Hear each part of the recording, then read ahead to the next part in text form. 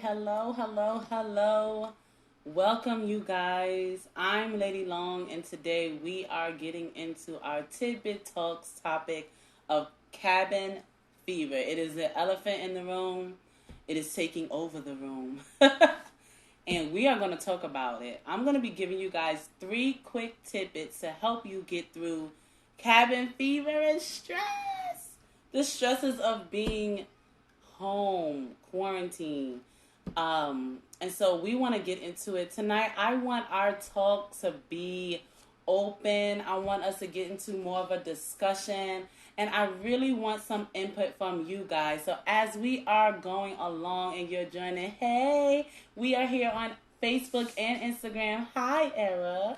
How are you? She's live with us on Instagram. And I see that many of you are joining us also here, getting into the chat on Facebook. But I want to hear from you guys tonight. I want you guys to tell me all your thoughts of cabin fever. How have you been dealing with it? Have you had cabin fever? What is cabin fever? And how you've been coping with it. What's some of the things that you do, some tricks you kind of to get through. And I really wanted to have this discussion tonight, more so not just for the kiddos, but to help the parents. And it's going to help the kiddos as well. You guys know that I am all for the little ones. So I want you to go ahead, get ready for this live discussion. Thank you for joining in. Please be sure to like, share, and follow this page, Teacher Tidbits, on Facebook, Instagram, and of course, YouTube. Go ahead, send me some hearts. Let me know that you are there. I want you to like, and share. Tag some friends. And let's get into tonight's discussion about cabin fever. So, I wanted to firstly say, happy Memorial Day to you guys. This past Monday was Memorial Day. And some of you watching are veterans or, have people that are fighting for this country and maybe have lost some loved ones. So just want to say thank you to all of you who are watching. Thank you for your service and thank you to your loved ones. Now, I wanted to talk about this because we have been still in quarantine. I know a number of you are watching from different states, but I'm here in New York State. We are still quarantined. We have not fully opened up. There's been discussions about opening up, but there's a lot of uncertainty in. I don't want to draw too much attention to it, but we have now, it's getting towards the end of, May, and we have been in our homes quarantined since March. So we're getting into that full 3-month mark and going into the 4th month here in New York State. Hey, Ken, thank you for joining here in New York State. And so I wanted to talk about it because it's a real serious thing. It's not only affecting us adults, but it's also affecting our children. And we're going to be getting into summer vacation, which means that we're going to be with our loved ones and our littles even longer. So I wanted to kind of get into this discussion because you guys, many of you know, I have been homeschooling prior to COVID-19, been doing it for some while, and prior to homeschooling, I was a preschool teacher. Now, the reason I bring up homeschooling is because when you're a part of the homeschooling community, a lot of time you feel isolated. And so there's different things that we do to kind of get together as a homeschooling community. And now the homeschooling community has kind of like branched out to everyone in the world. And so I wanted to encourage you guys. Here's my 3 tidbits on how to get through cabin fever. Thank you for joining, Vince. Thank you so much. Again, I am asking if you guys can comment. Leave your comments down below about how you've been dealing with cabin fever. Have you had cabin fever? Do you know what cabin fever is? So let's get into it. Cabin fever, when I say that, I'm speaking about just the sickness of being home. You feel, just tired of being locked in. I'm not really sure how the term originated. I'm maybe assuming someone was like locked in in a cabin somewhere because of snow or something. I don't know. But you're in and you can't get out and you want to get out and you're tired of being in. That's what we're talking about when we're talking about having cabin fever.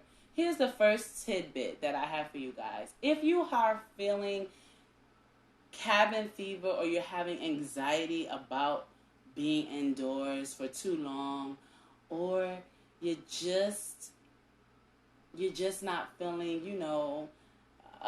the nostalgia of it all has gone away. You're just not feeling being indoors. The first tidbit I have for you guys is to find a way to escape without escaping. Find a safe place in your home. Many of us are adhering to the strict quarantine, and so we don't really go out into, unless it's essential and things of that nature. But find a way to escape without escaping. So what I mean when I say that is to find a safe place in your homes, or maybe a tranquil place, a peaceful place where you can kind of get away without necessarily leaving. It can be, maybe it is your office, maybe you have a home office, and maybe it's not necessarily leaving the office, but maybe you take a step back from your computer once your work is done. It's somewhere maybe where your kids, you can get away from your kids, or your kids can get away from you. And that's the first thing, is to have a safe space. It could just be a little area. It could literally be your bedroom. It could be anywhere. And that leads into my second tidbit, which is to set boundaries. This is a big one because some of us are in tight quarters. So we may not necessarily be able to have an entire area to ourselves in our home. Things might be very tight. You might have children or siblings that are sharing a lot of spaces. And many of us in our homes, the spaces are completely shared all of the time. Some of you may not have a home office. Some of you may be doing work in your dining room, your kitchen, which is totally fine and totally, normal. And so that's the second tidbit, is to set boundaries. So what I mean when I say that is, if you necessarily can't step away in your home, you can set a boundary where your loved ones know, when I'm in this space, this is not my safe space. This is where I'm having a moment to myself. And this is great also when you're working or having your little ones practice this, setting boundaries, because then you can have a set time. If you have little ones who are sharing a room, maybe throughout the evening you can give them all, 15 to 20 minutes alone in the rooms by themselves to kind of watch their own favorite show or play their own game completely by themselves, to give them some space. You can also set boundaries by having your child's favorite toy. Some of us are on edge. We get a little antsy. We're becoming territorial because we can't control anything around us. And so we try to look for ways, it's human nature, to control what we can. And so for little ones, that may be like having certain toys off limits, setting those type of boundaries. You guys know what I mean? So maybe if you have the youngest child and they have their favorite toy, the oldest child knows, okay, we're not going to tease her. We're not going to take this. This is off limits. Or you have the older child, this is her way of dealing with her cabin fever, maybe to journal, to write. It's off limits to the other siblings and the peeping moms. Y'all know how we do. We be cleaning and always stumbling upon. Was that just my mother? Was that just me? My mom always stumbled upon my diary. Hi, Mom. I know you're watching and I love you. But that can be a way of also setting boundaries, is having a specific item that's in place. And that also works for us adults, again, cabin fever. We're in the home. We're looking for ways to kind of control what we can, or just having something to identify that this is mine, this is my space. So it could be your favorite dish. Maybe you treat yourself, you go out, go food shopping, and you buy something that you normally would have as a treat, your favorite ice cream, your favorite wine, whatever it may be. That is off limits. That could be your way of taking a moment. So when you get a moment at the end of the evening, or, however you want to start your day, I'm not going to judge. I might, a little bit. You drink your wine at 7 o'clock in the morning. But I'm just saying, if that's your way of coping or whatever, have that, and it's for you, and it's off limits. That's also a great way for setting boundaries. And then that goes into tidbit number 3 for coping with cabin fever. I would say to have healthy outlets. Okay? Have healthy outlets. That, for me, when I say outlet, I'm talking about having something to engage you mentally or emotionally or maybe even physically that's outside of things that you have to do on a daily basis. So it's something that's not considered a part of your work day. It's something that's not considered a part of the daily routine in your home life, i.e. your kids or your errands or your chores. So for me, I know a lot of people, we've been making jokes for a while about, going out to Target and Walmart, as a way of getting out. But I don't consider that an outlet because, yes, I may have gone out, but I'm still consciously thinking about my home life, about things that's taking me back to things that may be causing stress at the time. You get what I'm saying? So when I say an outlet, something that's going to make you step away from that. And I say healthy outlets. Many of us are on our screens all the time. We're scrolling. And I'm guilty of it, hey. But something outside of just the normal scroll or just the TV. It can be having a set time where you still get your exercise in, still get your movements in. Or you can join a lot of virtual chat rooms, chat groups, where you're linking up virtually with people who have similar ideas or similar struggles as you. And it's just an outlet. I know there's been tons of groups popping up, parent support groups, where parents are just going in the group, sharing their favorite memes. And you can kind of go in there and get a couple laughs where you're not consciously thinking about work or the next day or your children. And so forth and so on. There's other things that you can do the same thing with your children. So you can join virtual chat groups, virtual book clubs. But if you're looking for something that's outside of just the virtual world, you can have healthy outlets, like I said, by doing some workouts at home, setting that time aside just for you. It can be, one of the biggest things for me is artistic expression. So I might set aside some time to just write. I love to write. I'm trying to get back into it. I haven't journaled in a while, but writing can be your outlet where you just make sure you have time to decompress before you go to bed to start writing. Or it can literally be anything you like, anything that's your interest. And I would say also be mindful to make sure that your children are engaging in those healthy outlets as well, especially your teenagers. They can have some virtual chat groups with their best friends, making sure that they're seeing them and speaking to their peers so they're not feeling totally, completely isolated. It's important for all of us. And I just wanted to encourage you guys. No, I'm not a doctor. No,